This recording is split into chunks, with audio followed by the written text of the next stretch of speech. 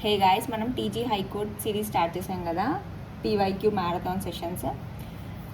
So మనము previous వీడియోలో continuation topics చూద్దాం ఇప్పుడు. So Salar Jung worked as prime minister under. So Salar Jung 3 Nizams దగ్గర ప్రైమ్ మినిస్టర్గా చేస్తారు. సో అన్ని నిజామ్స్ ఎలా గుర్తుపెట్టుకోవాలంటే యుఏఎస్ నాము అని గుర్తుపెట్టుకోండి. యుఏఎస్ నాము. సో నామ్ NAM ఈ ముగ్గురు దగ్గర ఇతను నిజాంగా వర్క్ చేస్తారు. So Nasiruddaula, so answer all of them అనమాట. సో నాజిరుద్దౌలా, మెహబూబ్ అలీ ఖాన్, ఇక్కడ మళ్ళీ నాజిరుద్దౌలా ఇచ్చారు. సో యాక్చువల్లీ ముగ్గురు దగ్గర వర్క్ చేస్తారు. So answer all of them ఇక్కడ. సో గుర్తుపెట్టుకోండి యుఎస్ నాము ఇలా గుర్తుపెట్టుకోండి. 1 2 3 4 5 6 7 నిజామ్స్ మొత్తం. మీరు ఉస్మాన్ అలీ ఖాన్ 7th నిజాం కదా. ఉల్ ముల్క్ స్టార్ట్ చేస్తారు. ఫౌండర్ ఆఫ్ ద నిజాం దానికి ఉల్ ముల్క్ అనమాట. So which can be considered as the first revolt against Nizams in Telangana. So దేన్ని ఫస్ట్ రివాల్ట్ అంటాము నిజాంకి అగేన్స్ట్గా అంటే ఆన్సర్ ఇది వచ్చి చందా రైల్వేస్ రివల్యూషన్ అనమాట. సో ఇక్కడ సిపాయి మ్యూటినీ ఇచ్చారు కదా, ఈ సిపాయి మ్యూటినీ అనేది 1857 రివాల్ట్ అప్పుడు హైదరాబాద్లో జరిగింది కదా. నార్మల్గా ఆల్ ఓవర్ ఇండియా 1857 రివాల్ట్ జరిగింది కదా. హైదరాబాద్లో స్పెసిఫికల్గా తుర్రెబాజ్ ఖాన్ ఇంకా మౌల్వీ అలావుద్దీన్ వీళ్ళిద్దరు చేశారనమాట. గుర్తుపెట్టుకోండి, Turrebaz Khan, maulvi Alauddin. So British presidency మీద అటాక్ చేశారు వీళ్ళు. ఇది మెయిన్గా బ్రిటిష్ వాళ్ళ మీదనే అగేన్స్ట్గా చేశారనమాట. సో ఇది నిజాం మీదకి కాదు. సో 1857 సిపాయి రివోల్ట్ హైదరాబాద్లో జరిగింది ఎవరి వల్ల? తుర్రెబాజ్ ఖాన్ ఇంకా మౌల్వీ అలావుద్దీన్. వీళ్ళిద్దరూ బ్రిటిష్ ప్రెసిడెన్సీ మీద అటాక్ చేశారనమాట. సో బ్రిటిష్ ప్రెసిడెన్సీ మీద అటాక్ చేసింది ఎవరు అని కూడా అడగవచ్చు. సో గుర్తుపెట్టుకుని తుర్రెబాజ్ ఖాన్, మౌల్వీ అలావుద్దీన్ అనమాట. తర్వాత చందా రైల్వే రెవల్యూషన్ అనేది 1857 తర్వాత వచ్చింది. ఇది 1883లో వచ్చిందనమాట. ఇది కాకపోతే ఇది ఫస్ట్ నిజాం మీదకి కదా. సో అందుకే ఇది ఆన్సర్ అవుతుంది. చందా రైల్వే రెవల్యూషన్ అనేది ఫస్ట్ ఆర్గనైజ్డ్ పొలిటికల్ అజిటేషన్ అనమాట. ఇది బర్త్ ఆఫ్ పబ్లిక్ ఒపీనియన్ అనమాట. పబ్లిక్కి ఒపీనియన్ అనేది స్టార్ట్ అవుతుంది అనమాట. ఎడ్యుకేటెడ్ వాళ్ళు వచ్చేసరికి వాళ్ళు ఇలా చేస్తున్నారు అని ప్రజలకు చెప్పేసరికి పబ్లిక్ అవేకనింగ్ జరుగుతుంది అనమాట. First in Telangana public awakening జరిగింది. ఎడ్యుకేటెడ్ మిడిల్ క్లాస్ ఇంకా జనరల్ పబ్లిక్ క్వశ్చన్ చేశారనమాట నిజాం అడ్మినిస్ట్రేషన్, ఏం చేస్తున్నారు మీరు అని, ఇది ఎందుకు అసలు ఇలా చేస్తున్నారు అని. సో ఇది ఇంపార్టెంట్ అనమాట. చందా రైల్వే రెవల్యూషన్ అనేది 1883 అప్పుడు జరిగింది. గుర్తుపెట్టుకోండి అది. ఇదేంటంటే యాక్చువల్లీ హైదరాబాద్ నుండి చందాకి రైల్వే చేస్తారనమాట. దాన్ని హైదరాబాద్కి ఫైనాన్షియల్ డ్యామేజ్ జరుగుతుంది అనమాట. బ్రిటిష్ వాళ్ళకి బెనిఫిట్ జరుగుతుంది. సో లోకల్ పీపుల్ మీద పడుతుంది కదా భారము. సో అయినా ఎందుకు చేస్తున్నారు అని అడుగుతారు అనమాట. హైదరాబాద్ నుంచి చందా రైల్వే అనేది అప్పుడు ఎడ్యుకేటెడ్ పీపుల్లో మెయిన్గా అంటే అఘోర్నాథ్ చటోపాధ్యాయ, ఇతను Sarojini Naidu, first governor, first women Indian president of INC Sarojini Naidu గారి ఫాదర్ అనమాట అఘోర్నాథ్ చటోపాధ్యాయ గారు. అతను ఇంకా ముల్లా అబ్దుల్ ఖయ్యూమ్ అనమాట. వీళ్ళిద్దరూ ఫామ్ చేస్తారనమాట కమిటీని టు కన్సిడర్ చందా రైల్వే స్కీమ్. సో చందా రైల్వే స్కీమ్కి కమిటీ ఫామ్ చేస్తారు కదా, అందులో ఎవరు మెంబర్స్ అని కూడా అడగవచ్చు. సో అఘోర్నాథ్ చటోపాధ్యాయ ఇంకా ముల్లా అబ్దుల్ ఖయ్యూమ్ అనమాట. వహాబీ రెవల్యూషన్ అనేది ఇది ఇంటర్నల్ అనమాట. నిజాం వాళ్ళ బ్రదరే అనమాట. నిజాం వాళ్ళ బ్రదర్ ముబారిజుద్దౌలా అనమాట. నాజిరుద్దౌలా వాళ్ళ బ్రదర్ ముబారిజుద్దౌలా ఏం చేస్తారంటే 1839 ఎర్లియస్ట్ అనమాట. ఇది ఎర్లియస్ట్ యాంటీ బ్రిటిష్ కాన్స్పిరసీ అనమాట. ఇది విత్ ఇన్ నిజాం ఫ్యామిలీ. దీనికి పబ్లిక్ మూమెంట్ ల్యాక్ అనమాట. ఇది స్టార్టింగ్ అయితే ఇదే అనమాట. ఏ రెవల్యూషన్ స్టార్టింగ్ జరిగిందని కూడా అడిగితే వహాబీ రెవల్యూషన్ అనేది స్టార్టింగ్లో జరుగుతుంది అనమాట. ఎవరు స్టార్ట్ చేశారంటే నిజాం వాళ్ళ బ్రదరే అనమాట, ముబారిజుద్దౌలా అనమాట. So Wahabi revolution 1839. తర్వాత తెలంగాణ ఆర్మ్డ్ స్ట్రగుల్ మనకు తెలుసు కదా, 1846 to 51. ఇది 46 నుంచి 51 ఇయర్ కూడా గుర్తుపెట్టుకుని important. Against feudal jagirdari system ఇంకా నిజాం రూల్కి అగేన్స్ట్. ఇది ఎక్కువగా ఫ్యూడల్ లార్డ్స్ మీద అగేన్స్ట్ అనమాట. ఇది జాగీర్దారీ సిస్టమ్, ఫ్యూడల్ లార్డ్స్ మీద అగేన్స్ట్. సో ఈ 4 ఇంపార్టెంట్ అనమాట తెలంగాణలో. సిపాయి రివోల్ట్ ఎప్పుడు జరిగింది? 1857లో. తుర్రెబాజ్ ఖాన్, మౌల్వీ అలావుద్దీన్ బ్రిటిష్ ప్రెసిడెన్సీ మీద అటాక్ వల్ల. చందా రైల్వే రెవల్యూషన్ ఏమో 1883లో జరిగింది. వహాబీ రెవల్యూషన్ అనేది 1839లో. తెలంగాణ ఇది 1946 to 51. స్టార్టింగ్ ఇది వహాబీ 39, లాస్ట్లో అయితే 1883 ఇది చందా రైల్వే.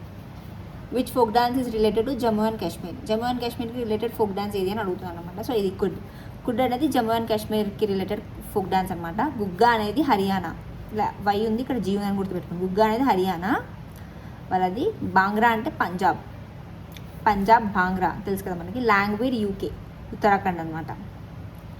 సో కుడ్ అంటే జమ్మూ అండ్ కాశ్మీర్ వాళ్ళది, గుగ్గా అంటే హర్యానా, లాంగ్వేజ్ అంటే ఉత్తరాఖండ్, పంజాబ్ వాళ్ళది బాంగ్రా. ఇవి అయిపోయినాయి. Who among the following is known as people's poet అని ఎవరిని పిలుస్తారని అడిగారు. సో పీపుల్స్ పోయిట్ అని మనం కాళోజీ నారాయణరావుని అంటాం అనమాట. ప్రజాకవి పీపుల్స్ పోయిట్ అంటాము. కాళోజీ నారాయణరావు రాసింది ఏంటంటే, కాళోజీ అంటాం మనము, కాళోజీ రాసింది ఏంటంటే నా గొడవ, మై గ్రీవెన్స్ అని రాశారనమాట. పోయిటిక్ కంపైలేషన్ అది. తర్వాత ఇతనికి పద్మవిభూషణ్ వచ్చిందనమాట 1992లో. గుర్తుపెట్టుకోండి, పద్మవిభూషణ్ వచ్చింది 1992లో. British is ours, death is ours birth is ours, death is ours but the entire life is for the country. పుట్టుక నాదే, చావు నాదే, కానీ బతికేది మాత్రం దేశం కోసం అన్న లైన్స్ రాసింది ఇతనే అనమాట. సో గుర్తుపెట్టుకోండి. పద్మవిభూషణ్ ఎప్పుడు వచ్చింది? 1992లో వచ్చింది. ఇతని బర్త్డేనే మనము September 9th రోజు Telangana language day, Telugu language డేగా సెలబ్రేట్ చేసుకుంటాం అన్నమాట. గుర్తుపెట్టుకోండి. కాళోజీ గారి బర్త్డే ఎప్పుడు అని అడుగుతారు, లేకపోతే ఈ డే ఎప్పుడు సెలబ్రేట్ చేసుకుంటామని అడగవచ్చు అనమాట. సో September 9th అనమాట. ప్రజాకవి, పీపుల్స్ పోయిట్ ఇతను. పోయిటిక్ కంపైలేషన్ ఏంది? నా గొడవ, my grievance, Padma Vibhushan 1992. Birth is ours, death is ours but the entire life is for the country అనమాట రాసింది లైన్స్ ఇతను. ఇంకా నందిని సిద్ధారెడ్డి, ఇది ఇంపార్టెంట్ ఇప్పుడు, ఎందుకంటే ఇతనికి సాహిత్య అకాడమీ అవార్డు వచ్చింది కదా ఇప్పుడు ఈ ఇయర్. అనిమేష అనే ఒక సోషల్ ఇంపాక్ట్ ఉన్న రాశారనమాట, దీనికి వచ్చింది. సో ఈ అనిమేష ఇతను రాసింది ఏంది అని కూడా అడగవచ్చు అనమాట. నందిని సిద్ధారెడ్డి రాసింది అనిమేష అనమాట. దానికి సాహిత్య అకాడమీ అవార్డు వాళ్ళు 22 లాంగ్వేజెస్లో ఇస్తారు కదా. సో దాని మీద ఇతను రాసిన అనిమేషకి ఇచ్చారనమాట. సో ఇతను ఫస్ట్ చైర్మన్ ఆఫ్ తెలంగాణ సాహిత్య అకాడమీకి ఫస్ట్ చైర్మన్ ఎవరు అంటే కూడా ఇతనే అనమాట, నందిని సిద్ధారెడ్డి. ఇంకా నగెట్టి చాలలో నా తెలంగాణ అనే ఒక మూమెంట్ యాంథం రాసింది కూడా ఇతనే అనమాట. వీర తెలంగాణ దాంట్లో ఉంటుంది అనమాట. నగేటి సారన్న నా తెలంగాణ రాసింది కూడా నందిని సిద్ధారెడ్డియే. ఇంకా నంది అవార్డు కూడా వచ్చింది అనమాట బెస్ట్ లిరిసిస్ట్కి. ఇంకా ఇతను ఫౌండర్ అనమాట మంజీరా రచయితల సంఘంకి. మంజీరా రచయితల సంఘంకి ఇతను ఫౌండర్ అనమాట. Modern artist of Telangana cultural identity modern artist of Telangana cultural identity అనమాట ఇతను. ఇంకా ఇతను ఇగురం అనేది కూడా రాశారనమాట. ఇగురం, ఒక పువ్వు ఒక నవ్వు అనేది కూడా ఇతనే రాస్తాడనమాట నందిని సిద్ధారెడ్డి. ఈ ఇయర్ ఇంపార్టెంట్ అనమాట క్వశ్చన్ ఇది. ఇంకా సినారే అంటాం కదా, సి నారాయణ రెడ్డి గారు, ఇతను విశ్వంబర అంటారనమాట. జ్ఞానపీఠ అవార్డు వచ్చింది విశ్వంబరకి. సో ఇతను రాసిన విశ్వంబరకి జ్ఞానపీఠ అవార్డు వచ్చింది. జ్ఞానపీఠ అంటే హైయెస్ట్ లిటరరీ అవార్డు కదా, సో ఇది కూడా ఇంపార్టెంట్. అందుకే సినారే అవార్డ్స్ కూడా ఉంటాయన్నమాట. సో సినారేకి జ్ఞానపీఠ అవార్డు దేనివల్ల వచ్చిందని కూడా అడగవచ్చు. విశ్వంబరకు వచ్చింది. ఇతనికి సరస్వతి పుత్ర అని కూడా పిలుస్తారు. పద్మవిభూషణ్ కూడా వచ్చింది 2000లో. 1992లోనేమో కాళోజీ గారికి వచ్చింది కదా, 2000లోనేమో సినారే గారికి పద్మవిభూషణ్ వచ్చింది. విశ్వంబరకి ఏమొచ్చింది? జ్ఞానపీఠ అవార్డు వచ్చింది. సరస్వతి పుత్ర అని కూడా అంటారు సినారేని. ఆరుద్ర ఇతను ఏం రాశారంటే సమగ్ర ఆంధ్ర సాహిత్యం, ఇది complete history of Telangana Telugu literature అనమాట. సాహిత్య అకాడమీ అవార్డు కూడా వచ్చిందనమాట. సో వీళ్ళు ఇంపార్టెంట్. ఇంకా అందశ్రీ కూడా ఇంపార్టెంట్. అందశ్రీ ఏం రాశారంటే జయ జయ హే తెలంగాణ, మా తెలంగాణ సాంగ్గా రాశారు ఇతను. గోరెటి వెంకన్న జనమ తెలంగాణ తెలంగాణ గానమ తెలంగాణమ అనే సాంగ్ గోరెటి వెంకన్న రాశారు. అందశ్రీ ఏమో జయ జయ హే తెలంగాణ. సో గుర్తుపెట్టుకోండి, నందిని సిద్ధారెడ్డి, కాళోజీ, సినారేని ఏమంటారు? సరస్వతి పుత్ర అంటారు. కాళోజీ బర్త్డే మనం September 9th సెలబ్రేట్ చేసుకుంటాము.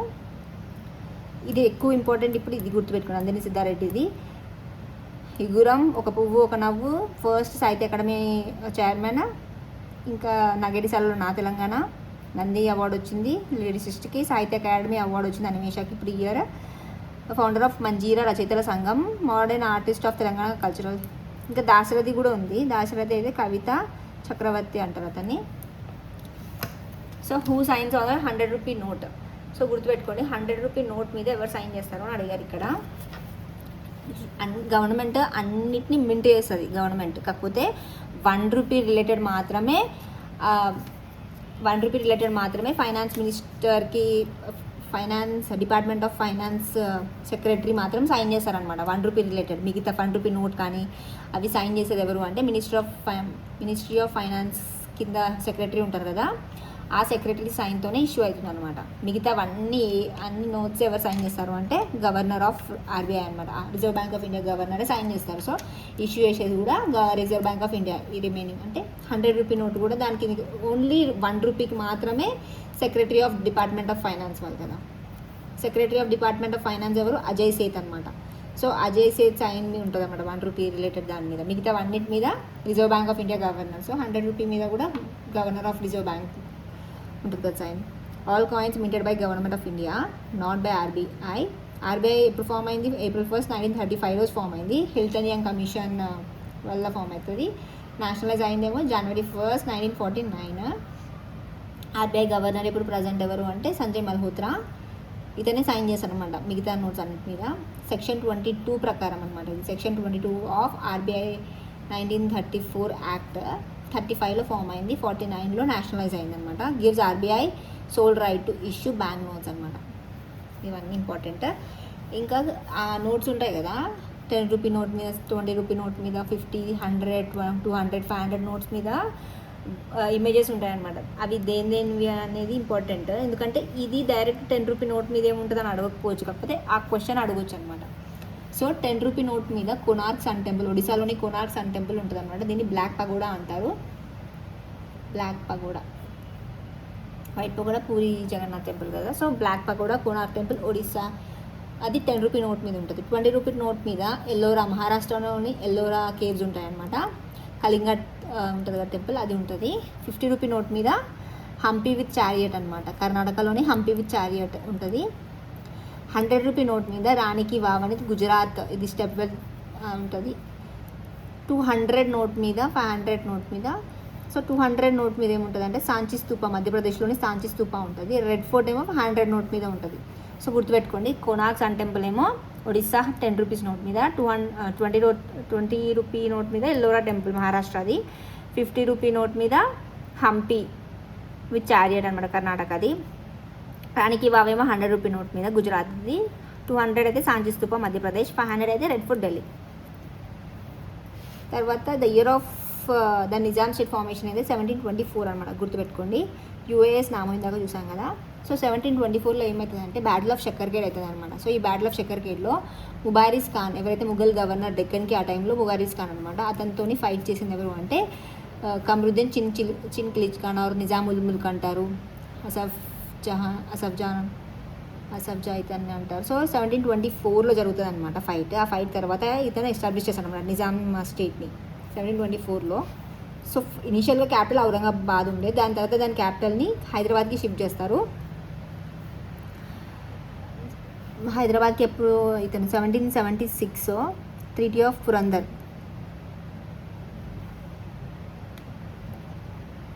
1776లో మరాఠాస్తోని ట్రీటీ ఆఫ్ పురందర్ జరుగుతుంది. ఇంకా ఇనిషియల్ ఔరంగాబాద్ నుంచి హైదరాబాద్కి క్యాపిటల్ షిఫ్ట్ అవుతుంది. తర్వాత సెకండ్ నిజాం ఎవరు అంటే నిజాం అలీ ఖాన్ అనమాట. ఇది ఇంపార్టెంట్, ఎందుకంటే ఇతనే ఫస్ట్ సైన్ చేశారనమాట సబ్సిడరీ అలయన్స్ 1798లో. 98 కదా, ఇలా తగ్గించేది గుర్తు, 7, 8, 9 3 ఉంటాయన్నమాట.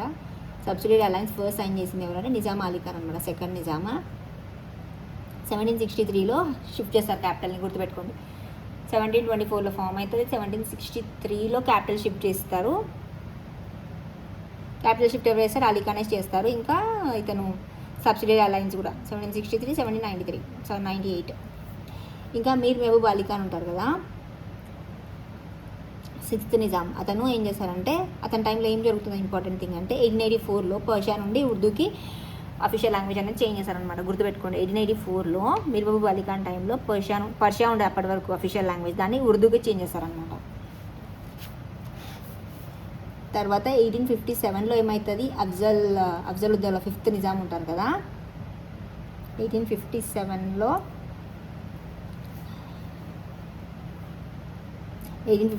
ఏం చేశారంటే ఇతను మోడర్నైజర్ ఆఫ్ హైదరాబాద్ స్టేట్ ఎవరు అంటే అఫ్జలుద్దౌలా అనమాట. Fifth Nizam Afzal ud Daula moderniser of Hyderabad state అనమాట. ఇతను సాలార్జంగ్ 1 ఇతను ఎన్ఏఎం ఈ 3 ముగ్గురు దగ్గర సాలార్జంగ్ 1 ఉంటారు కదా. సో సాలార్జంగ్ 1 1853 నుండి 1883 వరకు కదా. సో స్టార్టింగ్ 1857లో అఫ్జల్ ఉద్ దౌలా ఉంటారు. 3 నిజామ్స్ దగ్గర వర్క్ చేస్తారు ఇతను. ఇంకా ఆపరేషన్ పోలో అనేది సెప్టెంబర్ 1948లో చూస్తాం కదా, 13 to 18 వరకు.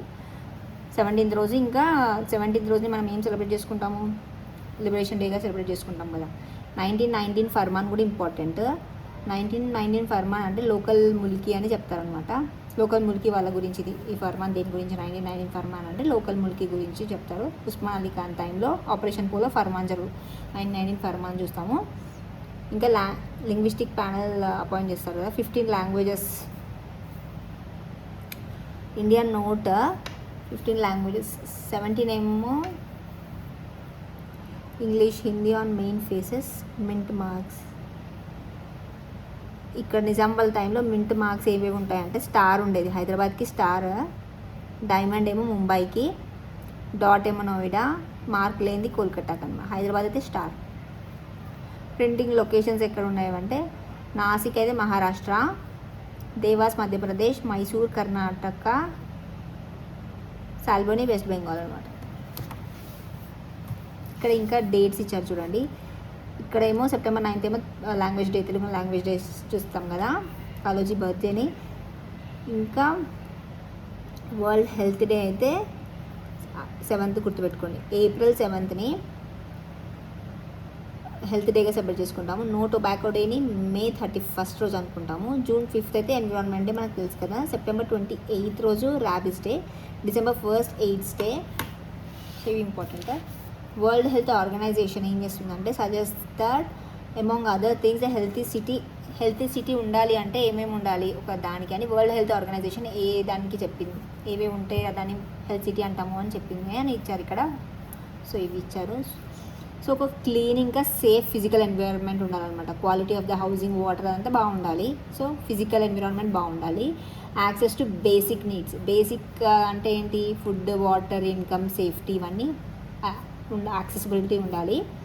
స్ట్రాంగ్ సోషల్ సపోర్ట్ ఉండాలన్నమాట. High levels of public participation ఉండాలి. యాక్సెస్ హెల్త్ సర్వీసెస్ దగ్గరలో ఉండాలి, ఫర్ ఆల్ సిటిజన్స్కి అవైలబుల్గా ఉండాలన్నమాట. సో ఫిజికల్ ఎన్విరాన్మెంట్ బాగుండాలి, బేసిక్ నీడ్స్ ఉండాలి, సోషల్ సపోర్ట్ ఉండాలి, హెల్త్ సర్వీసెస్ ఉండాలి.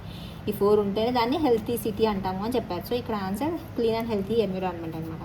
హెవీ ఇండస్ట్రీస్ కాదు, ట్రాన్స్పోర్ట్ కాదు, రైల్వే సిస్టమ్ ఉండాల్సిన అవసరం లేదు, కాకపోతే దగ్గరలో అన్నీ అవైలబుల్గా ఉండాలి. లో అండ్ మీడియం పొల్యూటెడ్ ఉండకూడదు కదా.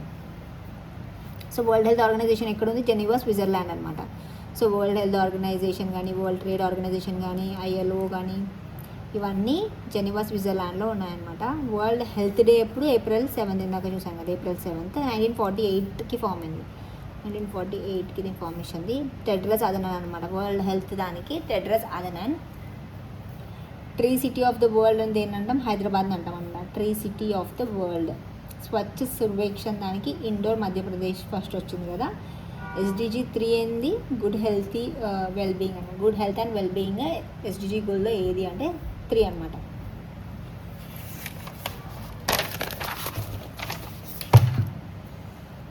Durgabai Deshmukh played an important role in the establishment of which of the following institutions అనమాట. సో దుర్గాబాయ్ దేశ్ముఖ్ 1937లో ఆంధ్ర మహిళా సభను ఫామ్ చేస్తారనమాట. దీన్ని ఇనిషియల్గా లిటిల్ లేడీస్ ఆఫ్ బృందావన్ కూడా పిలిచారు. To provide education, vocational training to ఉమెన్కి. ఇది దుర్గాబాయ్ దేశ్ముఖ్ని మనం ఐరన్ లేడీ అంటాము of Indian freedom struggle. Mother of social work in India అని కూడా అంటాం అనమాట.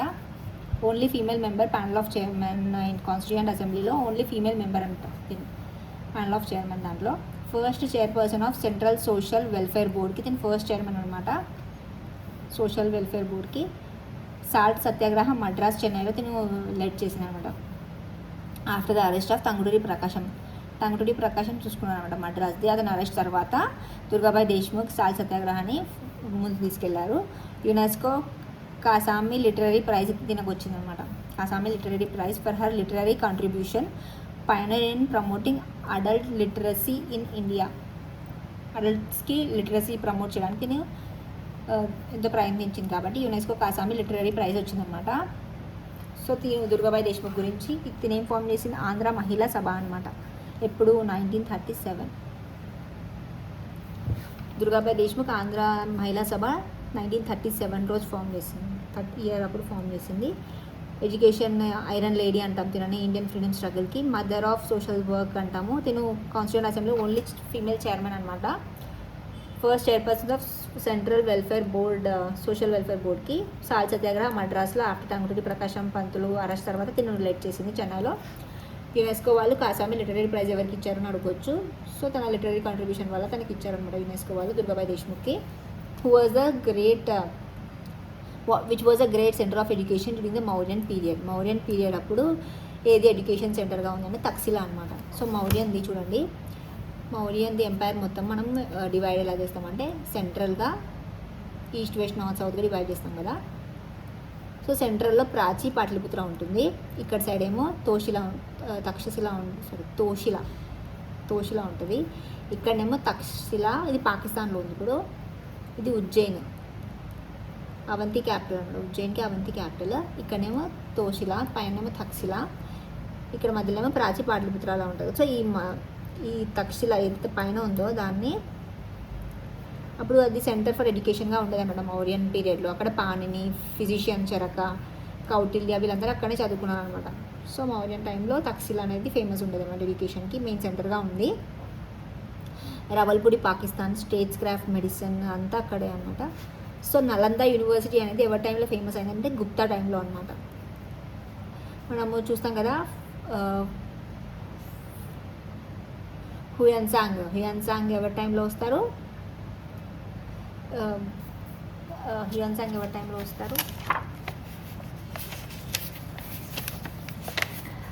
అదే చూస్తాం కదా మనం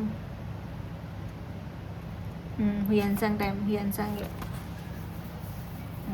సో అతను కూడా ఇక్కడికే వస్తాడు అన్నమాట నలందాకి. ఇది world's most famous university during Gupta టైంలో అవుతుంది అనమాట. కుమారగుప్తా 1 టైంలో, గుప్తా పోస్ట్ గుప్తా టైంలో కూడా ఇది నలంద. ఎక్కడ ఉందంటే బీహార్లో ఉంది. ఇది గుప్తా టైంలో ఎక్కువగా అయింది, ఇది 5th century ఆ టైంలో. మహాయాన బుద్ధిజం ఇక్కడ ఎక్కువ చేశారు, లాజిక్ ఇంకా సైన్స్. మహాయాన బుద్ధిజం గురించి ఎక్కువ ప్రమోట్ చేశారు ఇక్కడ. నెక్స్ట్ వల్లభి అనేది ఇది ఏన్షియంట్ యూనివర్సిటీ, ఇది కూడా 5th వరకు, ఇది 5th to 8th century వరకు. ఇది హినయాన బుద్ధిజం, లా ఇంకా ఫైనాన్స్. ఇక్కడ మహాయాన, ఇక్కడ హీనయాన వల్లభిలో. గుజరాత్లో ఉంది ఇది, ఇదేమో బీహార్లో కదా. ఇది గుజరాత్లో ఉంది Vallabhi. Hinayana Buddhism was rival to నలందాకి రైవల్గా ఉండేది అనమాట ఇది.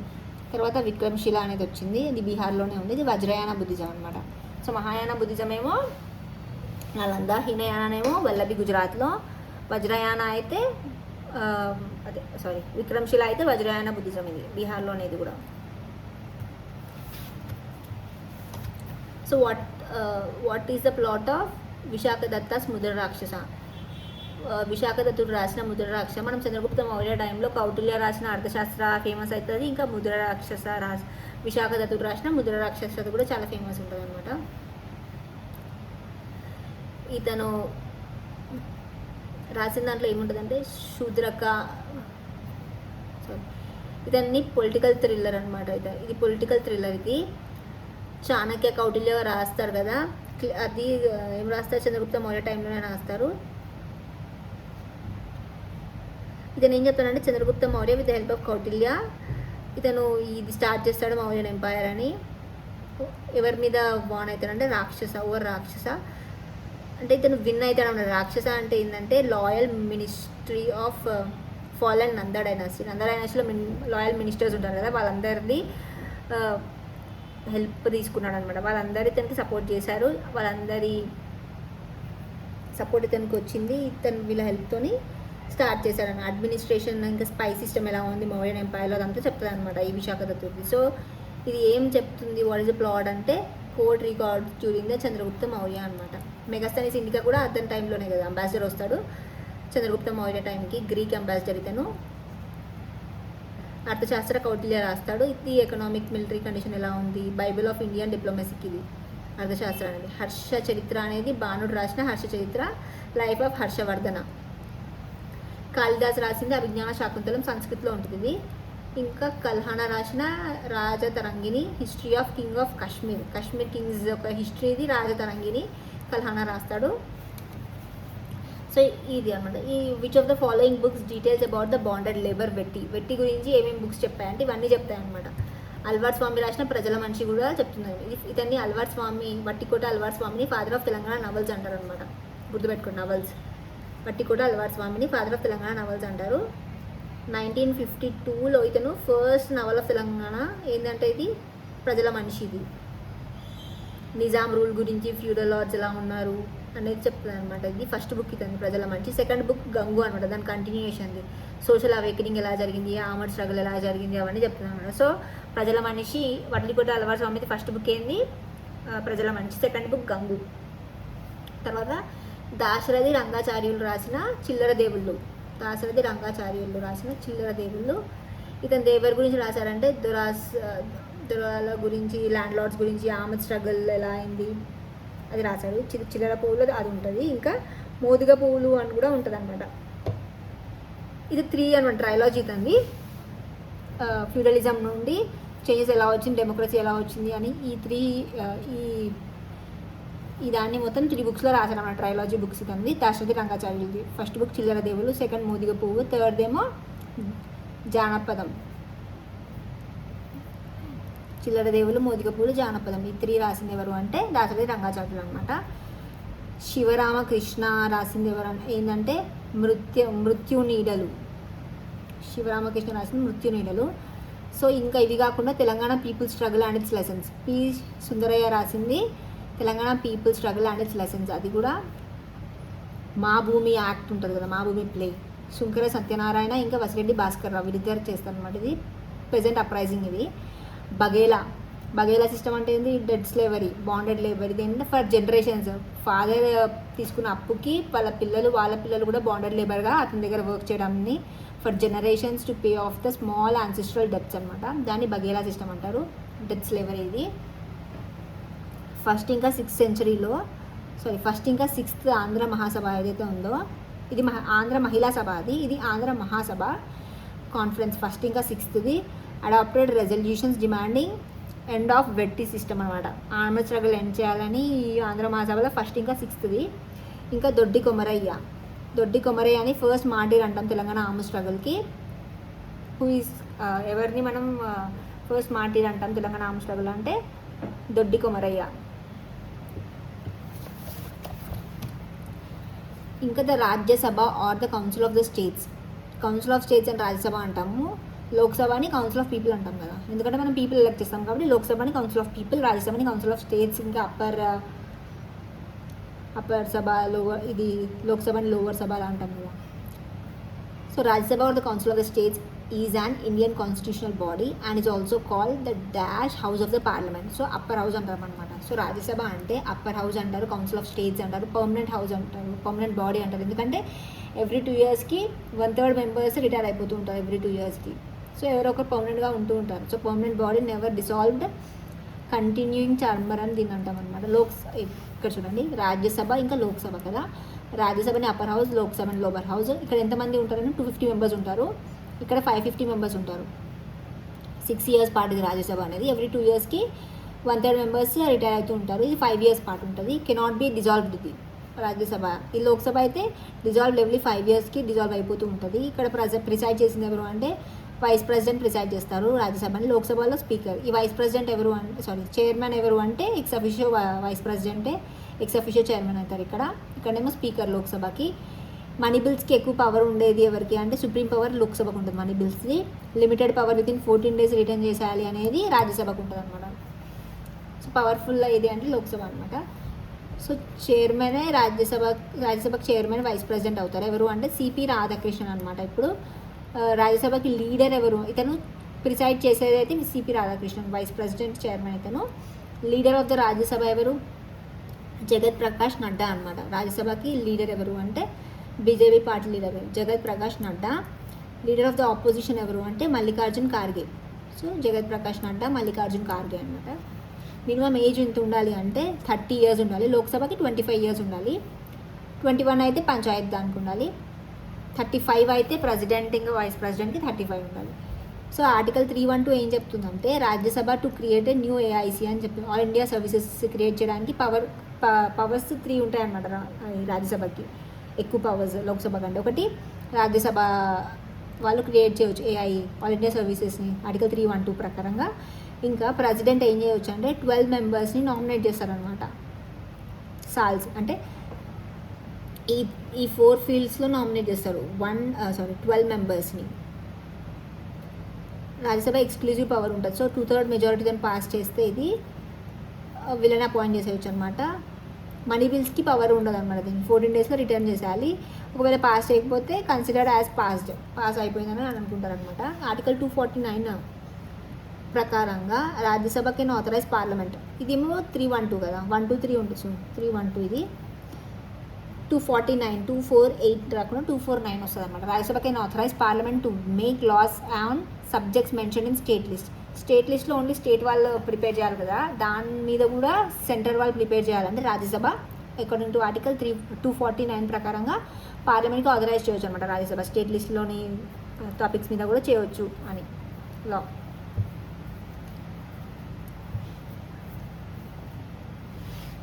Which district in Telangana has the largest area అని అడిగారు అనమాట ఇక్కడ. సో ఏ డిస్ట్రిక్ట్కి ఉంటుంది అంటే భద్రాద్రి కొత్తగూడెం అనమాట. సో గుర్తుపెట్టుకోండి, తెలంగాణలో ఏరియా వైజ్ అయితే భద్రాద్రి కొత్తగూడెం ఎక్కువ ఉంటుంది, దాని తర్వాత ములుగు ఉంటుంది. భద్రాద్రి కొత్తగూడెం ములుగు ఇక్కడ ఉంటుంది కదా, భద్రాద్రి కొత్తగూడెంకి ఎక్కువ ఉంటుంది, ములుగుకి సెకండ్ అనమాట ఏరియా వైజ్. అయితే థర్డ్ నాగర్ కర్నూలు అనమాట. Bhadradri Kothagudem, Mulugu, Nagar Kurnool area wise. Smallest అయితే మనకు తెలుసు హైదరాబాద్ చాలా చిన్నగా ఉంటుంది. అన్నిటికన్నా 217 కిలోమీటర్స్ మాత్రమే హైదరాబాద్ తర్వాత మేడ్చల్ మల్కాజ్గిరి, తర్వాత హన్మకొండ అనమాట. సిటీస్ ఏవైతే ఉంటాయో అవి అనమాట. హైదరాబాద్, మేడ్చల్ మల్కాజ్గిరి, హన్మకొండ తక్కువ ఉంటుంది. ఎక్కువ ఉండే ఏరియా అయితే భద్రాద్రి కొత్తగూడెం, ములుగు, నాగర్ కర్నూలు అనమాట. పాపులేషన్ వైజ్ ఎక్కువ ఉన్నది ఏది? హైదరాబాద్లో పాపులేషన్ ఆబ్వియస్గా ఎక్కువ ఉంటుంది, తర్వాత మేడ్చల్ మల్కాజ్గిరి, తర్వాత రంగారెడ్డి. హైదరాబాద్, మేడ్చల్ మల్కాజ్గిరి, రంగారెడ్డి ఏమో పాపులేషన్ వైజ్. పాపులేషన్ తక్కువ ఉన్నది అయితే ములుగు అనమాట. ములుగు ఏరియా సెకండ్ ఉంటుంది, కాకపోతే ములుగు పాపులేషన్లో తక్కువ ఉంటుంది. తర్వాత జయశంకర్, భూపాల్పల్లి, కొమరంభీం, ఆసిఫాబాద్.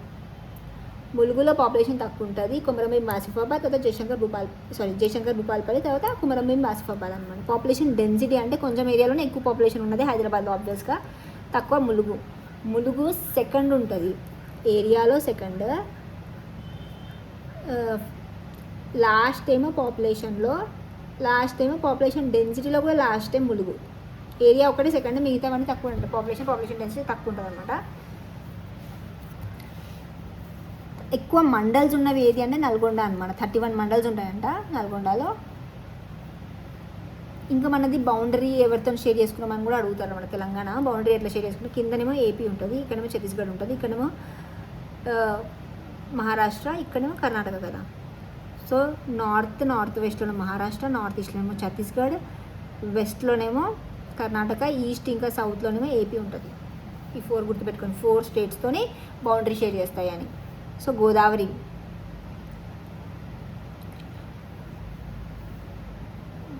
గోదావరి ఎంటర్ ఎట్లా అవుతుంది అంటే బాసరా, నిర్మల్ దగ్గర ఎంటర్ అవుతుంది అనమాట తెలంగాణ. కృష్ణ అయితే నారాయణపేటలో, మగనూరు నారాయణపేటలో, అదేమో బాసరా, నిర్మల్, ఇదేమో నారాయణపేటలో ఎంటర్ అవుతుంది.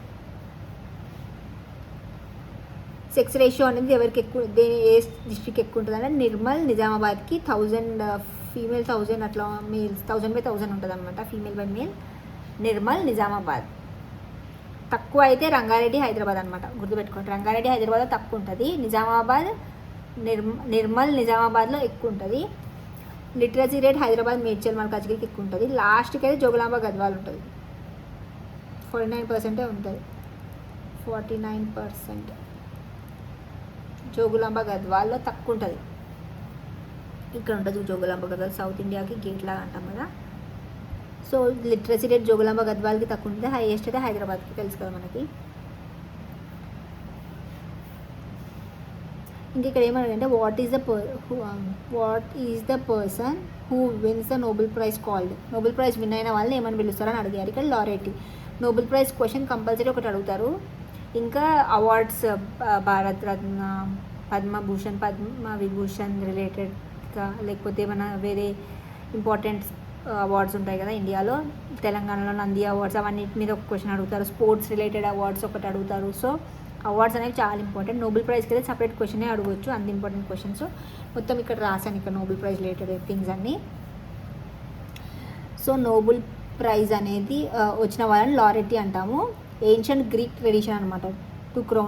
క్రోనింగ్ విక్టర్స్ విత్ లారియల్ బ్రీత్. సో దానివల్ల లారియట్ అంటారనమాట.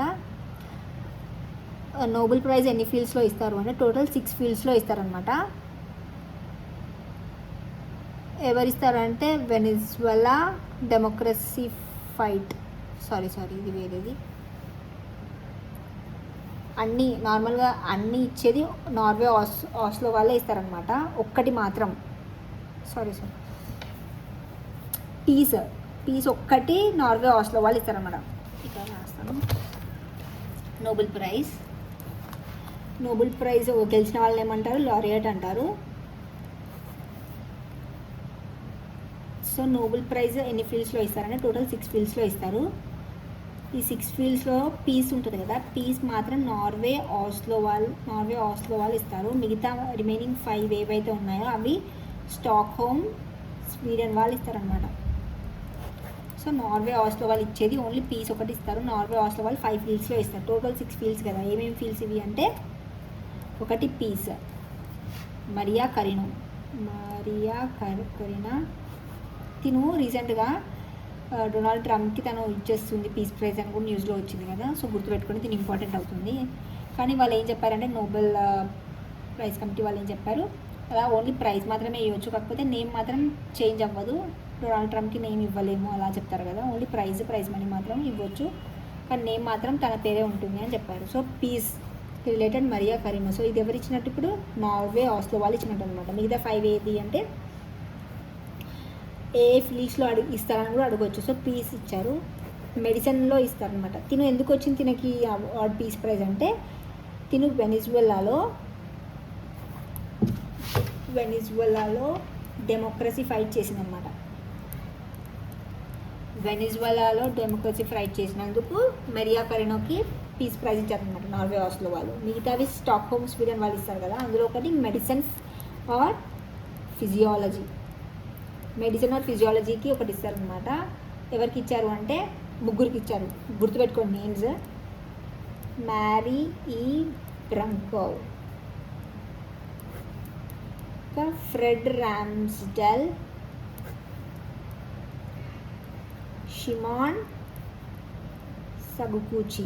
సగుకూచి ఇలాంటివన్నీ మనకు తెలుసు కదా, జపాన్ అని. ఫ్రెడ్ రామ్స్డెల్ అయితే యుఎస్,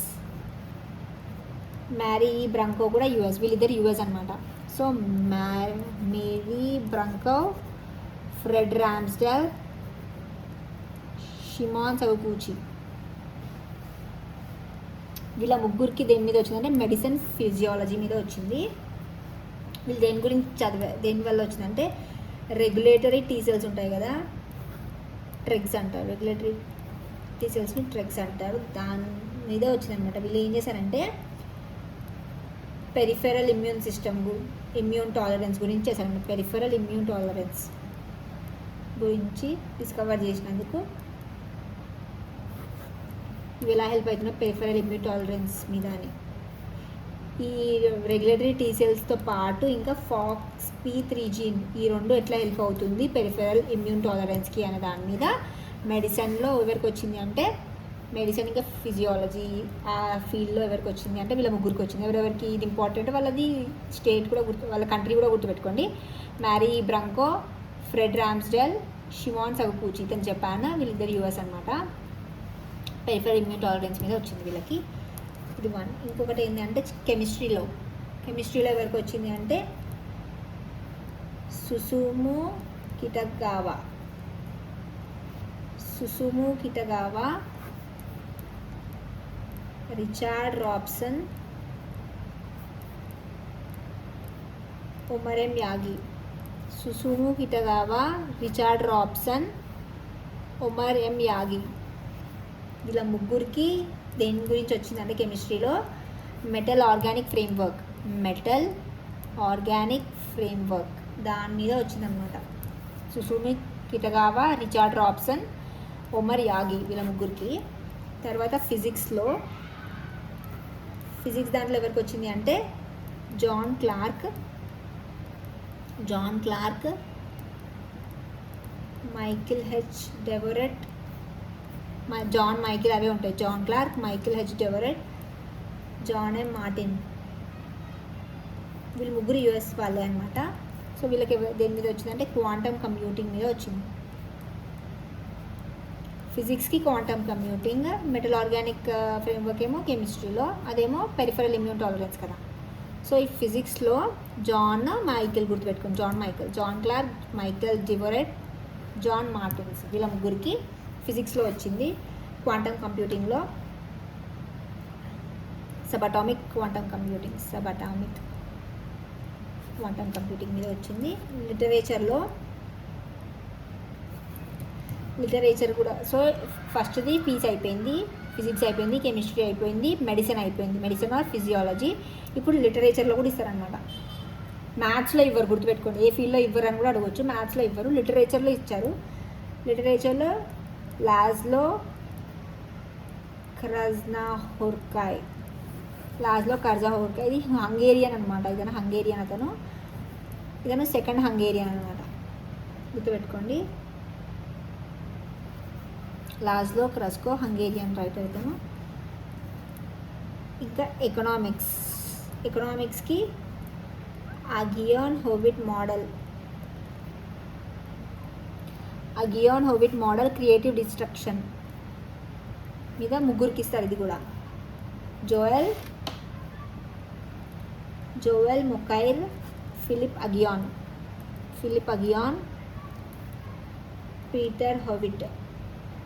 సో ఇది అందుకే Peter Howitt, Aghion, Joel Mokyr, Aghion Howitt model.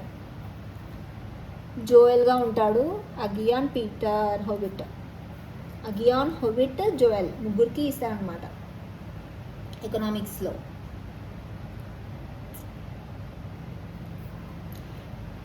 So ఈ 5 ఇచ్చిన ఎవరు? స్టాక్హోమ్, స్వీడన్ వాళ్ళు ఇస్తారనమాట. సో మొత్తం 6 ఫీల్డ్స్ కదా.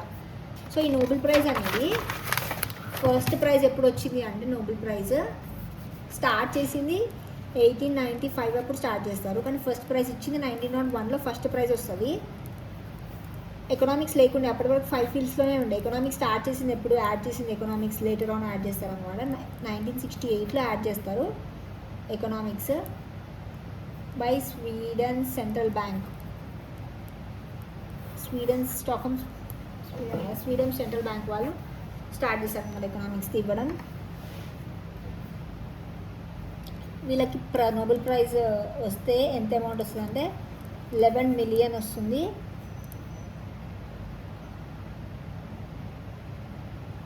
ఒక ఫీల్డ్కి మ్యాక్సిమం 3 ప్రైజెస్ ఇవ్వాలన్నమాట. పీస్ ప్రైజ్ అనేది పర్సన్కి ఇవ్వచ్చు, లేకపోతే ఏదైనా ఇన్స్టిట్యూషన్కి కూడా ఇవ్వచ్చు అనమాట. సో టోటల్ 6 కదా. ఏవేవి? Physics, chemistry, medicine or physiology, economics, literature, ఇంకా పీస్ ప్రైజ్ ఒకటి నార్వే, ఆస్ట్రేలియా వాళ్ళు ఇస్తారు. మిగతావన్నీ స్వీడన్, స్టాక్హోమ్ వాళ్ళు. ఎకనామిక్స్ అనేది లేటర్లోనే యాడ్ చేశారు, 1969 నుంచి వస్తుంది కదా, 1968 నుండి స్టార్ట్ చేశారు. సో ఫస్ట్ ఇండియా నుండి నోబెల్ ప్రైజ్ కూడా అడుగుతారు అనమాట. ఇండియా నుండి ఎవరు విన్ అయ్యారు అట్లా కూడా అడుగుతారు. సో ఇండియా నుండి ఫస్ట్ విన్ అయింది ఎవరు అంటే రవీంద్రనాథ్ ఠాగూర్. ఇది అయితే ఎన్నిసార్లు అడిగారో క్వశ్చన్ చెప్పలేము. రవీంద్రనాథ్ ఠాగూర్ గారికి 1913లో వస్తుంది. దేని గురించి అంటే లిటరేచర్ దాంట్లో గీతాంజలి దాని మీద వస్తుంది అనమాట. రవీంద్రనాథ్ ఠాగూర్కి ఫస్ట్ మన ఇండియా నుండి. ఫస్ట్ ఇండియన్ సైంటిస్ట్ అయితే 1930లో ఎవరికి వస్తుంది అంటే సివి రామన్కి వస్తుంది. సివి రామన్కి ఫిజిక్స్ మీద వస్తుంది, రామన్ ఎఫెక్ట్. 1954లో ముగ్గురికి వస్తుంది కదా భారతరత్న. అందులో ఇతనికి కూడా ఇండియా నుండి భారతరత్న వస్తుంది సివి రామన్కి. ఇతను ఇది కనుక్కున్నందుకే ఫిబ్రవరి 28 రోజు అనుకుంటా, ఇఫ్ ఐమ్ నాట్ రాంగ్, ఆ రోజు మనం సెలబ్రేట్ చేసుకుంటాము. ఫస్ట్ ఇండియన్ ఉమెన్కి ఎవరికి వచ్చింది అంటే మదర్ తెరీసాకి ఎప్పుడు వచ్చిందంటే 1979లో వస్తుంది అనమాట మదర్ తెరీసాకి. ఫర్ పీస్కి 1979కి వస్తుంది మదర్ తెరీసా గారికి. ఎకనామిక్స్లో ఫస్ట్ ఎవరికంటే అమర్త్య సేన్ 1998 అప్పుడు వస్తుంది. వెల్ఫేర్ ఎకనామిక్స్కి వస్తుంది. తర్వాత ఫస్ట్ ఇండియన్ ఆరిజిన్ అతనికి ఎవరు అంటే జెనెటిక్ కోడ్ చేస్తాడు హరిగోబింద్ ఖురానా.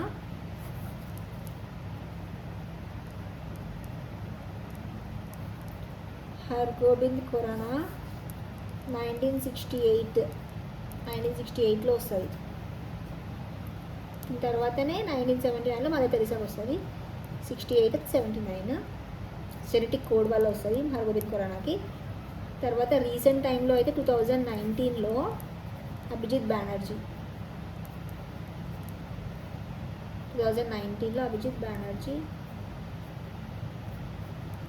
ఎకనామిక్స్లో వస్తుంది అనమాట. దానికి గుర్తుపెట్టుకోండి అభిజిత్ బెనర్జీ. ఇండియాలో ఎవరికి ఫస్ట్ అయితే రవీంద్రనాథ్ ఠాగూర్ 1913లో వస్తుంది గీతాంజలికి.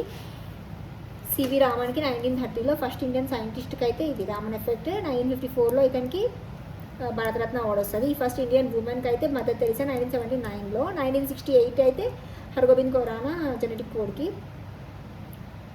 ఎకనామిక్స్కి అమర్త్య సేన్ 1998 వెల్ఫేర్ ఎకనామిక్స్కి. అదే ఎకనామిక్స్ ఫీల్డ్లో రీసెంట్ టైమ్స్లో అయితే అభిజిత్ బెనర్జీ 2019లో ఎకనామిక్స్కి వస్తుంది. సో ఇవన్నమాట. ఈ పర్సన్ నేమ్స్ గుర్తుపెట్టుకోండి, ఇది చాలా ఇంపార్టెంట్. మెడిసిన్లో 3 నేమ్స్ గుర్తుపెట్టుకోండి. పెరిఫెరల్ ఇమ్యూన్ సిస్టమ్కి Mary Brunkow, Fred Ramsdell, Shimon Sakaguchi Japan, వీళ్ళిద్దరు యూఎస్ఏ అనమాట.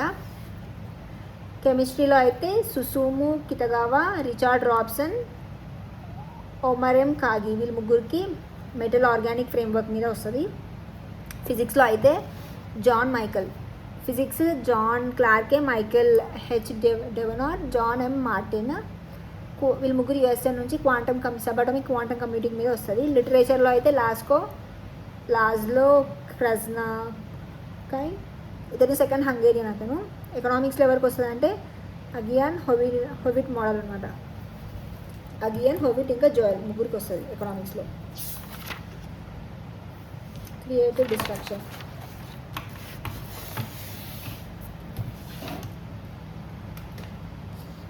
ఇంకా నోబెల్ ప్రైజ్ యంగెస్ట్ ఎవరికి అంటే మలాలా యూసఫ్జాయికి 2014లో పీస్ ప్రైజ్ వస్తుంది. తినకి 17 ఇయర్స్కే వస్తుంది. So youngest. ఓల్డెస్ట్ ఎవరు అంటే జాన్ బి గూడెన్ హోంగ్ 97 ఇయర్స్కి వస్తుంది అనమాట. కెమిస్ట్రీలో 2019లో chemistry John B Goodenough chemistry ఫీల్డ్లో వచ్చింది తనకి. ఓన్లీ పర్సన్ 2 డిఫరెంట్ ఫీల్డ్స్ అయితే మేరీ క్యూరీ అనమాట. ఫిజిక్స్కి కెమిస్ట్రీకి 2 ఫీల్డ్స్లో వస్తుంది. ఒకటే పర్సన్కి 2 ఫీల్డ్స్లో వచ్చింది, ఫిజిక్స్ ఇంకా కెమిస్ట్రీకి. 903, 1911.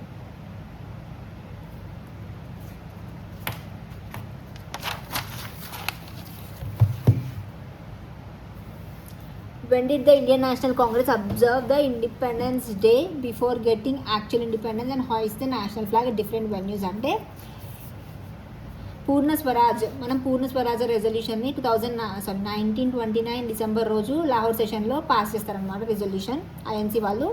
జవహర్లాల్ నెహ్రూ ప్రెసిడెంట్ అనమాట. 1929లో ఫస్ట్ టైం ఐఎన్సీ డిక్లరేషన్ చేసింది అనమాట. Purna Swaraj, complete independence as its goal. Dominion status కాదు, మనకి పూర్ణ స్వరాజ్ రావాలి అని 1929 డిసెంబర్ లాహోర్ సెషన్లో నెహ్రూ ప్రెసిడెంట్షిప్లో అనుకుంటారు. సో ఫ్లాగ్ హాయిస్ట్ ఎప్పుడు చేస్తారంటే అదే 1929 డిసెంబర్ 31 రోజు ఫ్లాగ్ హాయిస్ట్ చేస్తారు నెహ్రూ గారు. 3 ట్రైకలర్ ఫ్లాగ్ని లాహోర్లో రావి రివర్ దగ్గర. ఇండిపెండెన్స్ డేని మనము జనవరి 26, 1930 రోజు అనుకుంటాము అని ఆ రోజు డిక్లేర్ చేస్తాం. జనవరి 26, 1930ని.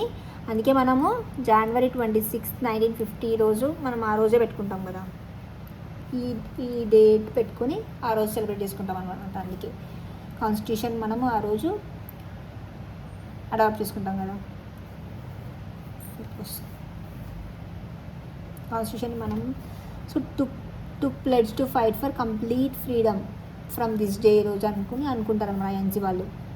సో డిసెంబర్ 31, 1929 అప్పుడు ఫ్లాగ్ హాయిస్ట్ చేస్తారు రావి రివర్ దగ్గర లాహోర్లో. జనవరి 26, 1930 అప్పుడు ఫస్ట్ ఇండిపెండెన్స్ డే కదా. ఆగస్ట్ 15, 1947 అప్పుడు మనకి ఇండియాకి అచీవ్ యాక్చువల్ ఇండిపెండెన్స్ కదా. నవంబర్ 26, 1949కి మనం కాన్స్టిట్యూషన్ని అడాప్ట్ చేసుకుంటాము. కాన్స్టిట్యూషన్ డే లా డేగా సెలబ్రేట్ చేసుకుంటాము. కాన్స్టిట్యూషన్ ఫోర్స్లోకి వచ్చింది జనవరి 26, 1950 అప్పుడు రిపబ్లిక్ డే సెలబ్రేట్ చేసుకుంటాం ఆ రోజు మనం. So which article of the constitution of India deals with the impeachment అంటే 61 అనమాట, ఆర్టికల్ 61. ప్రెసిడెంట్ ఆర్టికల్స్ అన్ని ఏవేవి ఇంపార్టెంట్ చూద్దాము. So president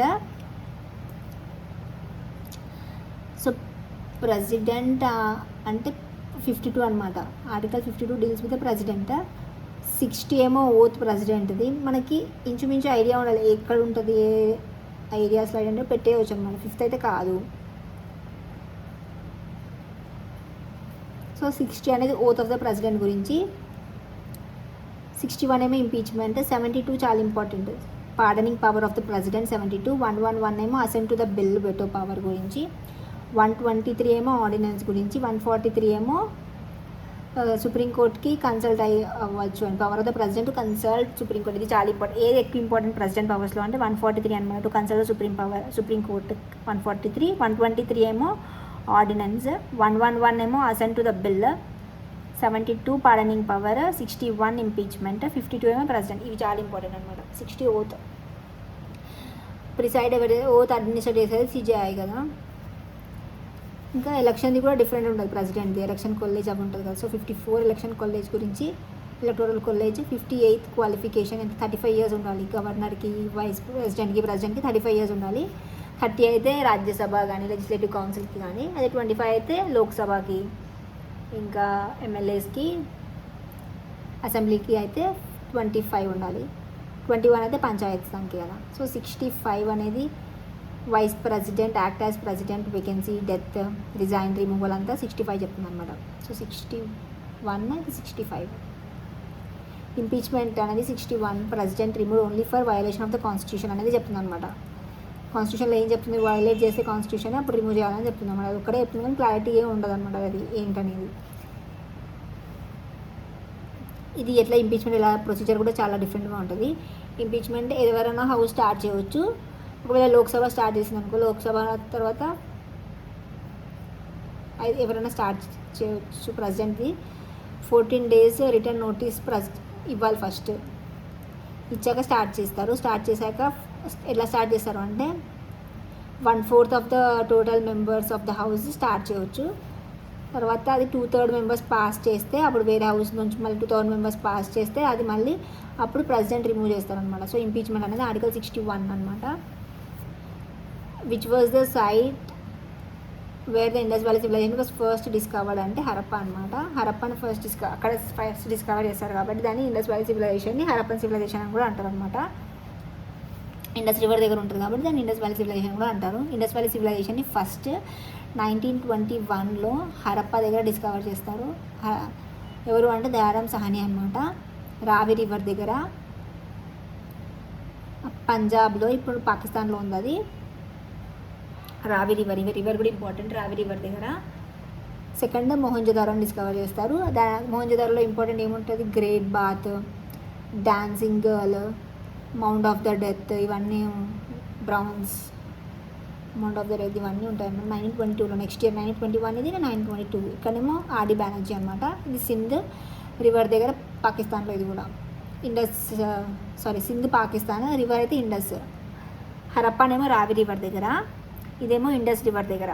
Mohenjo-daro Indus river దగ్గర, సింధ్ పాకిస్తాన్లో. ఇది ఆడి బ్యానర్జీ. కాలిబంగన్ ఇక్కడ ఉంది, రాజస్థాన్లో ఉంది కాలిబంగన్. ఎర్లియస్ట్ ప్లౌడ్ ఫీల్డ్ చూస్తాం ఇక్కడ కాలిబంగన్లో. ఫైర్ ఆల్టర్స్ చూస్తాము గాగర్ రివర్ దగ్గర. లోథల్ అనేది గుజరాత్లో ఉంది. మేజర్ పోర్ట్ సిటీ డాక్యార్డ్ ఉంటుంది ఇక్కడ. మాన్కెస్టర్ ఆఫ్ ఐవిజీ అంటారు దీన్ని. ఎస్ఆర్ రావు డిస్కవర్ చేస్తారు. బగోవా రివర్ అనమాట. లోథల్, బగోవా, ఎస్ఆర్ రావు. ధోలవీరా కూడా గుజరాత్లోనే. ఇది వాటర్ మేనేజ్మెంట్ సిస్టమ్కి ఫేమస్ అనమాట. ఇక్కడ డ్యామ్స్, రిజర్వాయర్స్ ఉన్నాయి. ఇది యునెస్కో వరల్డ్ హెరిటేజ్ సైట్ అనమాట ధోలవీరా అనేది. రాఖీఘరి హర్యానా అనేది లార్జెస్ట్ సైట్ ఐవిజీ అనమాట. రాఖీఘరి హర్యానాలో ఉంది, ఇండియాది. చన్హుదారో పాకిస్తాన్ది అయితే ఓన్లీ సిటీ వితౌట్ సిటాడెల్స్ ఫోర్టిఫైడ్ అంటే చన్హుదారో అనమాట. Centre for bead making crafts ఇక్కడ ఉంటాయి. సుర్క్తోడాలో కూడా గుజరాత్. ఇది రిమైన్స్ ఆఫ్ హార్సెస్ కనిపించాయి అనమాట. ఓన్లీ సైట్ హార్స్ రిమైన్స్ కనిపించింది ఎక్కడంటే సుర్క్తోడా గుజరాత్లోది. బన్వాలి హర్యానా అయితే క్లే మోడల్ ప్లవ్ కనిపించింది మనకి బన్వాలి హర్యానాలో. Animals domesticated auxin, buffaloes, గోడ్స్, sheeps ఇవన్నీ కనిపిస్తాయి మనకి. హంప్డ్ బుల్ ఎక్కువ కనిపిస్తుంది అనమాట. ఇవి చూసుకుంటే ఇక్కడ వరకు జాగ్రత్తగా ఎక్స్టెన్షన్ ఉంది అంటే ఎక్స్టెంట్ అయ్యి ఉంది అంటే ఇక్కడ సౌత్లోనేమో దైమాబాద్ మహారాష్ట్ర వరకు, ఈస్ట్లో అయితే ఆలంపూర్ యూపీ వరకు. ఆలంపూర్ యూపీ, ఇక్కడ దైమాబాద్ మహారాష్ట్ర, ఇక్కడ సుర్తోడ ఇందాక చూసాం కదా Gujarat Surkotada remains of horses ఉన్నాయి, ఓన్లీ సైట్ అది హార్సెస్ రిమైన్స్ అని అక్కడ వరకు ఉంది. ఇక్కడ పైన ఏమో మాందా జమ్మూ అండ్ కాశ్మీర్. సో ఇంకా ఇక్కడ Indus valley civilisation important thing ఏంటంటే అర్బన్ ప్లానింగ్ చూస్తాం, గ్రిడ్ సిస్టమ్ చూస్తాము, 90 degrees అంటే exact right angle road constructions, road cut అయిపోతుంది ఇలాగా. డ్రైనేజ్ అడ్వాన్స్ సిస్టమ్ ఉంటుంది ఇక్కడ, బెటర్ దాన్ మోడర్న్ సివిలైజేషన్ కంటే బాగుంటుంది, సిటీస్ కంటే బాగుంటుంది. ఎకనామీ అనేది trade with Mesopotamian, modern day Iraq. ఇది మెసోపొటామియన్ అంటే వీళ్ళు ఇండస్ వాళ్ళని మేలువా అని పిలిచారు. ఎవరు పిలిచారు ఇండస్ వాళ్ళని మేలువా అని అడుగుతారు. మెసోపొటామియన్ ఇరాక్ వాళ్ళతో ట్రేడ్ చేశారు వాళ్ళు. మెటీరియల్స్ బ్రాంజ్ ఏజ్ సివిలైజేషన్, ఇక్కడ ఐరన్ లేదు, ఇక్కడ లయన్ తెలియదు వీళ్ళకి, గుర్తుపెట్టుకోండి. New copper, browns, gold, silver అనమాట. ఇది చాలా ఇంపార్టెంట్. సో గుర్తుపెట్టుకోండి. ఫస్ట్ ఏంది హరప్పా అనమాట, ఏ రివర్ దగ్గర ఉంది, రావి రివర్ దగ్గర ఉంది. దయారాం సహాని 1921. మొహంజోదారో సెకండ్, ఏ రివర్ దగ్గర ఉంది, మొహంజోదారో అంటే ఇండస్ రివర్ దగ్గర, సింధ్ పాకిస్తాన్. ఇది 1922 Dayaram Sahni. Mount of death, great bath, dancing girl ఇవన్నీ మొహంజోదారోలో చూస్తాము. కాలిబంగన్ అయితే రాజస్థాన్, ఇక్కడ ఫైర్ ఆల్టర్స్, ఇంకా గాగర్ రివర్ దగ్గర ఉంది. ఇంకా ప్లౌడ్ ఫీల్డ్ చూస్తాం మనం ఇక్కడ. లోతల్, లోతల్, ఇంకా ధోలవీరా గుజరాత్. ఇది లోతల్, ధోలవీరా, సిర్క్తోడా గుజరాత్ ఇది. So Dholavira famous for water management system అనమాట. డ్యామ్స్, రిజర్వాయర్స్ బాగుంటాయి ఇక్కడ. ఇంకా యునెస్కో వరల్డ్ హెరిటేజ్ సైట్ ఇది. లోతల్ అయితే బగోవా రివర్ మేజర్ పోర్ట్ సిటీ ఇది లోతల్ అనేది.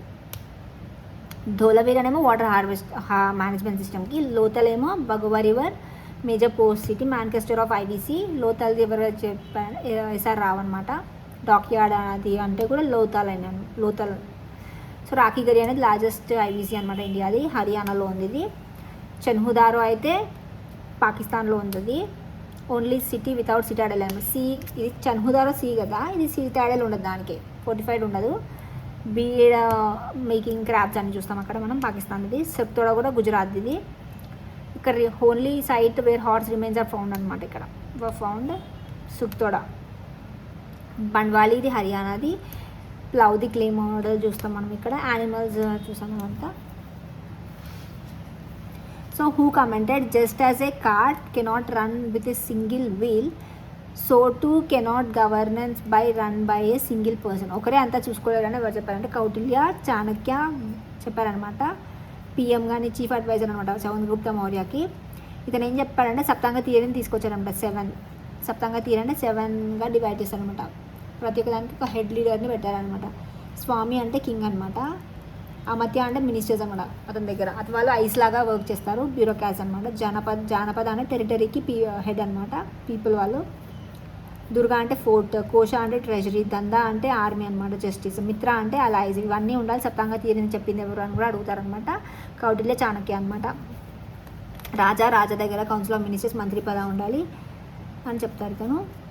ఇంకా మెగాస్థనీస్ ఇండికా 7 క్యాస్ట్ సిస్టమ్ అది ఉంటుంది. ఇంకా విఎస్ స్మిత్ ఏం చెప్పారంటే ఎర్లీ హిస్టరీ ఆఫ్ ఇండియాలో సముద్రగుప్తాని నెపోలియన్ ఆఫ్ ఇండియా అని అన్నారు ఇతనే. ఫస్ట్ ఇక్కడ విఎస్ స్మిత్ ఉంది కదా, చంద్రగుప్త మౌర్య అని, సముద్రగుప్తాని నెపోలియన్ అని ఎవరు అన్నారు అని అడుగుతారు. విఎస్ స్మిత్ అనమాట. మెగాస్థనీస్ ఇండికా అయితే 7 క్యాస్ట్ సిస్టమ్ చెప్పింది. ఫస్ట్ ఎంపైర్ యూనిఫైడ్, ఇది నార్త్ ఇండియా మొత్తం యూనిఫై చేశారు. తర్వాత చంద్రగుప్త మౌర్య నార్త్ ఇండియా అని, తర్వాత వాళ్ళ సన్స్, వాళ్ళ గ్రాండ్ సన్స్ అందరూ north India, south India extremes కాకుండా మిగతావన్నీ యునైట్ చేశారు కదా.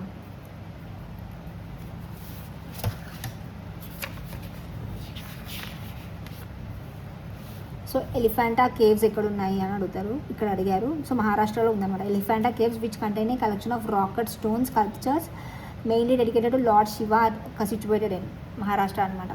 ఎలిఫెంటా కేవ్స్ని గారాపురి అని కూడా అంటారు. Mumbai harbour UNESCO heritage site అనమాట ఇది. సో ఎలిఫెంటా, అజంతా, ఎల్లోరా ఇవన్నీ మహారాష్ట్రలో ఉన్నాయి. ఎలిఫెంటా దాంట్లో లార్డ్ శివ త్రిమూర్తి స్టాచ్యూ ఉంటుంది. ఎల్లోరా కేవ్స్లోనేమో హిందూ, బుద్ధిజం, జైనిజం మూడుకి రిలేటెడ్. హిందూ టెంపుల్ అయితే కైలాస టెంపుల్, ఇది మనకి 20 రూపీ నోట్లో ఉంటుంది. అజంతా అయితే ప్రైమరీగా ఇది అజంతా అనేది బుద్ధిస్ట్ పెయింట్రీ స్కల్ప్చర్స్ ఉంటాయి అన్నమాట. సో 3 శివుడిది 3 బంగా స్టాచ్యూ అయితే త్రిమూర్తి స్టాచ్యూ అయితే ఎలిఫెంటా కేవ్స్లో ఉంటాయి. Who introduce doctrine of lapse? Doctrine of lapse డిడి డలౌజీ అనమాట. డాక్ట్రిన్ ఆఫ్ ల్యాబ్స్ డలౌజీ అనమాట. ఫస్ట్ అయితే 1848.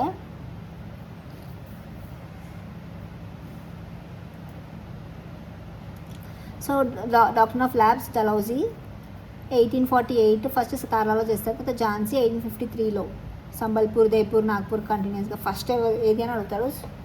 ఫస్ట్ సతారా 1848లో,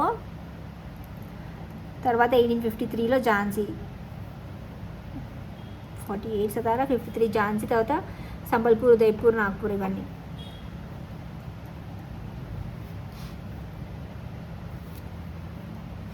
ఇది డాక్ట్రిన్ ఆఫ్ ల్యాబ్స్ని అబాలిష్ చేసింది క్యానింగ్ అనమాట. మనకు తెలుసు కదా, హ్యాస్టింగ్, క్యానింగ్, బెంటిక్ కదా. సో ఈ క్యానింగ్ ఆఫ్టర్ 1857 రివాల్ట్ తర్వాత దీన్ని అబాలిష్ చేస్తారనమాట. దెన్ డలౌజీ టైంలో ఇంకేమేమి వచ్చాయంటే, ఫస్ట్ రైల్వే ఇతని టైంలోనే, ఫస్ట్ టెలిగ్రాఫ్ ఇతని టైంలోనే, ఫస్ట్ పోస్ట్ ఆఫీస్ యాక్ట్ కూడా ఇతని టైంలోనే. So post office, telegraph, first railway కూడా ఇతని టైంలోనే 1853లో. సో 1853 అదే టైంలో ఝాన్సీ డాక్ట్రిన్ ఆఫ్ ల్యాబ్స్ కూడా ఝాన్సీ అయింది. 1848 సతారా కదా. సో 1853లో ఇవి అయ్యాయన్నమాట. Railway, Bombay to Thane railway. Battle of Talikota. Battle of Talikota ఎప్పుడు జరిగింది? 1565. చాలా ఇంపార్టెంట్ ఈ battle. 1565. Decline of the empire చూస్తాం అక్కడ. సదాశివరాయ, అలియరామరాయ రెజెంట్ ఉన్నారనమాట వర్సెస్ డెక్కన్ సల్తనట్స్కి. సో డెక్కన్ సల్తనట్స్కి అలియరామరాయ రెజెంట్, సదాశివరాయకి. సో వీళ్ళ మధ్యలో జరిగింది. 1565 year important. Gajabetekara, hunter of elephants అంటారు. దేవరాయ 2 సంగమ డైనాస్టీకి Devaraya 2 Gajabetekara, hunter of the elephants అంటారు అతన్ని. So Krishnadevaraya of the Vijayanagara empire belong to dash dynasty. So Srikrishnadevaraya Vijayanagara empire కదా, అతను ఏ డైనాసిటీకి చెందిన అతను అంటే తులువ డైనాసిటీ అనమాట.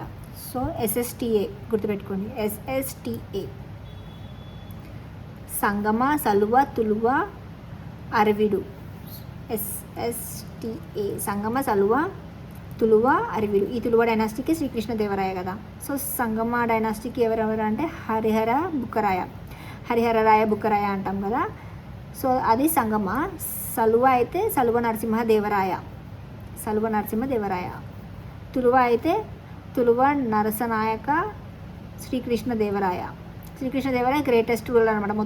మొత్తం దానికే డైనాసిటీస్ అన్నింటిలోనే గ్రేటెస్ట్ శ్రీకృష్ణదేవరాయ అనమాట తులువ డైనాసిటీకి. అరివీడు అయితే last dynasty of the umpire. ఇది తిరుమల దేవరాయ అనమాట. సో శ్రీకృష్ణదేవరాయని ఏమని పిలుస్తారంటే ఆంధ్ర భోజ, మూరు రాయరగుండ అంటారనమాట. ఇతను అభినవ భోజ అని కూడా అంటారనమాట. గ్రేట్ స్కాలర్ అనమాట. ఇతను ఏం రాశాడు శ్రీకృష్ణదేవరాయ అంటే ఆముక్త మాల్యద రాశారు. ఇంకా జాంబవతి కళ్యాణం. ఆముక్త మాల్యదనేమో తెలుగులో రాశారు, జాంబవతి కళ్యాణం ఏమో సంస్కృతిలో రాశారు. ఇంకా ఇతని కోట్లో అష్టదిగ్గజ కవులు ఉన్నారు. 8 ఫేమస్ పోయట్స్ ఉన్నారు. ఎవరు అంటే Alasani Peddana, father of Telugu poetry అనమాట. అలసాని పెద్దన అని ఫాదర్ ఆఫ్ తెలుగు పోయట్రీ అంటాము. ఇతను ఆంధ్ర కవి పితామహ అని కూడా అంటారనమాట. ఎవరిని ఆంధ్ర కవి పితామహ అన్నారు అంటే అలసాని పెద్దన అనమాట, ఫాదర్ ఆఫ్ తెలుగు పోయట్రీ. ఇంకా తెనాలి రామకృష్ణ ఏం రాశారంటే ఇతన్ని వికట కవి అంటారు. తెనాలి రామకృష్ణని పాండురంగ మహత్యం రాస్తారు. తిమ్మననేమో పారిజాత పరిణయం రాస్తారు. తిమ్మన పారిజాత పరిణయం. దూర్జటి ఏమో శ్రీకాళహస్తీశ్వర రాశారు. శ్రీకాళహస్తీశ్వర మహత్యం దూర్జటి. ఇంకా విఠల టెంపుల్ని ఎవరు కన్స్ట్రక్ట్ చేస్తారు అంటే ఇది ఒక మ్యూజికల్ పిల్లర్ అనమాట. విఠల టెంపుల్ అనేది. హజారా రామ టెంపుల్ కూడా హంపీలో ఉందన్నమాట. ఈ రెండు, విఠల టెంపుల్ హంపీలోనే ఉంది, హజారా రామ టెంపుల్ కర్ణాటక. హజారా రామ టెంపుల్ కూడా హంపీలోనే ఉంది. వీళ్ళ టైంలో కన్స్ట్రక్షన్స్ ఇవి. ఫ్రెండ్లీ రిలేషన్ విత్ పోర్చుగీస్ వాళ్ళతో ఉండేది వీళ్ళకి. ఆల్బుకార్క్ వస్తాడనమాట, పోర్చుగీస్ ఆల్బుకార్క్. పోర్చుగీస్ ఆల్బుకార్క్తోని ఇతని ఫ్రెండ్ రిలేషన్. ఇంకా దేశ భాషలను తెలుగు లెస్స అని చెప్పింది కూడా ఇతని శ్రీకృష్ణదేవరాయ అనమాట. వీళ్ళు నయంకార సిస్టమ్ని నయంకార సిస్టమ్ వీళ్ళ దాంట్లో ఉండేది. King land amaram to military చీఫ్స్ని నాయకాస్ అంటారు. ల్యాండ్ అమరం ఇచ్చేవాళ్ళు అనమాట military చీఫ్స్కి.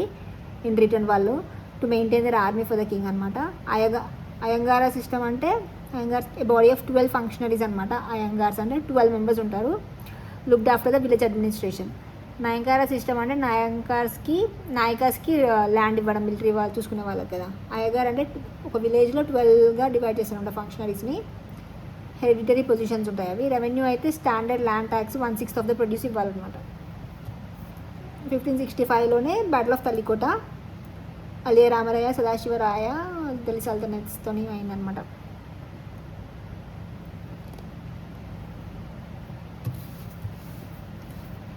Constitution of India came in to effect on 26 January 1950. ఫోర్స్కి వచ్చింది ఇప్పుడు కదా. అడాప్ట్ చేసుకుంది కాన్స్టిట్యూషన్ని నవంబర్ 1949 కదా, నవంబర్ 26. సో అది ఎందుకు ఆ డేని సెలెక్ట్ చేసుకున్నామంటే ఆ రోజు మనము పూర్ణ స్వరాజ్ డే అనుకుంటాం కదా, ఇందాక చూసాం కదా. 31 డిసెంబర్ 1929లో మనం ఫ్లాగ్ హాయిస్ట్ చేస్తాము లాహోర్ రావి రివర్ దగ్గర.